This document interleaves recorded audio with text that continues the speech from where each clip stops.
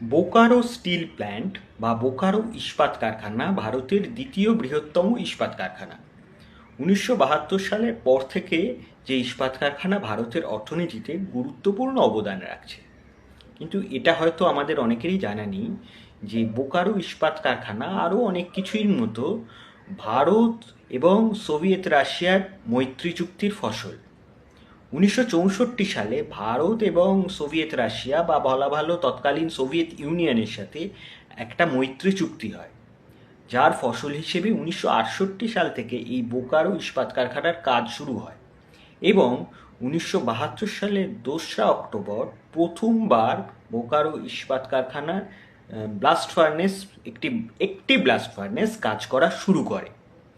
তারপর থেকেই বাকি কাজগুলো শেষ হয় এবং তারপর থেকেই ভারতের অর্থনীতিতে গুরুত্বপূর্ণ অবদান রাখতে শুরু করে বোকারো স্টিল প্ল্যান্ট।